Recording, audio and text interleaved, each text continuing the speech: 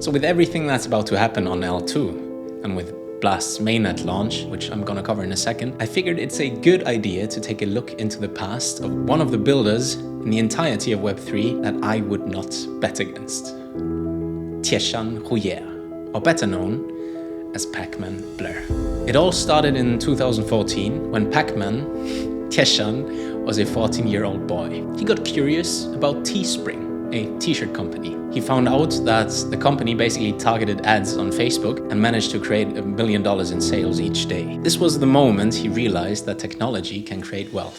So Tieshun simply built a copy of the entire website and sent it to the CEO. To no surprise, he immediately got offered a summer internship. But that internship turned out to be a lot more because he moved from the East Coast to Silicon Valley. Now this marks the first time, but not the last, that Pacman dropped out of school. In 2016, Pacman founded a recruiting platform for startup technology companies. This platform received a $120,000 investment and incubation from Y Combinator. The platform also received an investment from Greg Brockman, the former COO of Stripe and co-founder of OpenAI. He was 16. So that time I was chasing kill streaks in Modern Warfare, but I digress. So where most teenagers would chill and relax a little bit, Pacman thought it was time to level up. He needed school to communicate and to cooperate with like-minded individuals. That's when he decided to apply for math and computer science at MIT. And as Tieshun had hoped, he found like-minded individuals.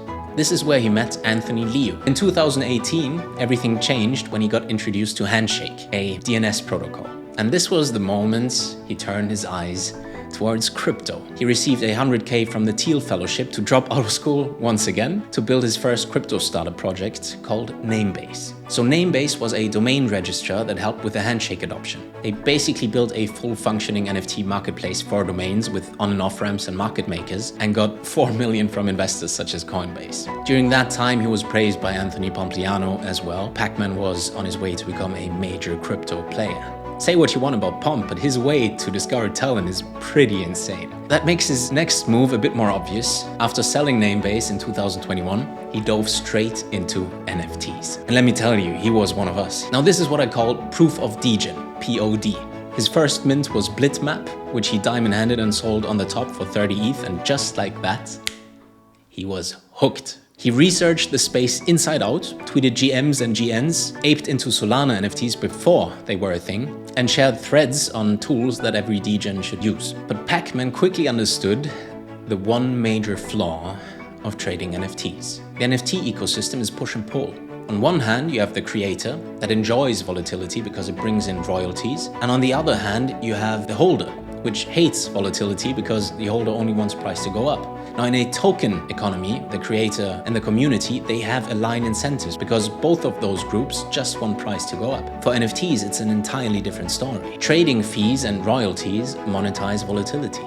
That's just how it is. Now this is a problem that Blast aims to fix, which I'm gonna cover in a second. So he saw that and he built Blur. What followed completely changed the NFT market up to this very day. They launched in the deepest and darkest days of our last bear market and disrupted the industry from within. And one might argue if it wasn't for Blur, we might have even seen a bigger NFT crash. I mean, look, in all honesty, I enjoy some of the aspects that Blur provides us with, the zero royalties, the borrowing and lending, but I hate that farmers are just farming, that traits and the collecting and all of that, what made the NFT summer of 21 so great, has been pushed to the side. I just want the vibes to return, man. That's it. So just 8 weeks after launching Blur in 2022, they secured 11 million from top investors such as Paradigm. Pacman learned from the mistakes at Namebase and the low liquidity. So to gamify things, because this is a thing he does very well, he created a Blur point system, meaning the higher you bid, the more points you earn. Blur teased an airdrop early on. It turned out to be the 5th largest airdrop in Ethereum's history. So dApps and other NFT marketplaces quickly thought, oh snap, we need to do something, and started copying the Blur points system. But it didn't work out at all. I mean, let's be honest. At this point, the farmers are being farmed and it basically just creates value extraction on a massive scale. And just like that, Blur became the biggest marketplace.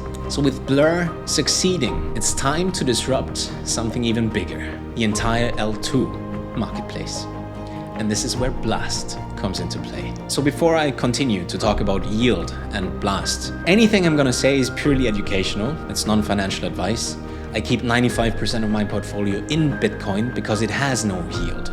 That can also be seen as a benefit, just putting it out there. That being said, I'm incredibly excited and curious what Blast is going to pull off. And if they pull off what they're trying to do, I think alt season will become L2 season. Blast is not built by Pacman alone. His team members come from FANG, Yale, MIT, Nanyang Technological University, Seoul National University, and they have worked on some of the biggest protocols in DeFi. So what is Blast? To put it simple, it's a layer 2 scaling solution for Ethereum. But when we look closer, it's incredibly disruptive to all layer 2 solutions that are currently out there. Blast yield comes from ETH staking and RWA, like real-world assets. The yield from decentralized protocols is being passed back to Blast users automatically. So the default interest rate on other L2s is 0%. On Blast, it's 4% for ETH and 5% for stablecoins. Now here's the key. Blast monetizes off this yield and has no trading fees. It doesn't monetize off gas fees either. All of the net revenue gas fees go back towards the dApps, which is a first of its kind. And this creates entirely new business ideas on L2, which is nuts. Take perp dexes as an example. All of them monetize through trading fees. Now with Blast's L2, instead of monetizing through trading fees, they monetize through yield, which is incredibly disruptive to any other perp dex that is around. And not just perp dexes. Uniswap, as another example, has billions of TVL, but doesn't monetize through yield. Lending protocols, same thing. Or if we take a look at NFTs, the stuff that can be built is incredible. Net gas fees going towards the creator instead of royalties. Then we have different mint mechanics where you provide yield to mint, essentially making the mint free and providing liquidity for a token, which aligns the incentives of creators and holders to just price go up. On-chain games, where the price to play essentially becomes users depositing their funds in escrow and earning yield on the deposits, making the game free to play. The list goes on and on and on. SocialFi, we can talk about anything. The key takeaway is that every dApp or decentralized application can create new business models from the ground up and outcompete pre-existing ones because they don't have the option to do all of that stuff. Markets move towards efficiency and liquidity goes towards yield. So if this works and doesn't break, I think the entire L2 industry is going to be turned upside down and inside out. So it's not surprising that Blur is going to be deploying on Blast. There were more than 3,000 entries for the Big Bang competition, which essentially is a competition to find the best dApps for Blast. This competition recently ended and I'm going to link some interesting projects down below. So what happens next is the Blast airdrop. If you want to participate, you have to bridge ETH into Blast. Once that is done, you get to spin a wheel and pray to the RNGesus. 1 ETH grants you a spin every week, 0.1 ETH grants you a spin every 10 weeks. Points accumulated by spins will obviously go towards the airdrop, which is set for May, which is called the redemption period. Truth be told, I've been fading to max out my spins for way too long and have currently decided during my research to bridge more ETH. So to finalize, I think Pacman is, but will probably become an even bigger player within the crypto industry. He chooses to tackle the industry out of every disruptive angle he can think of. He gamifies almost everything, which is wonderful for degens. I'm curious to see how Blast plays out and I'm excited to see Pacman evolve.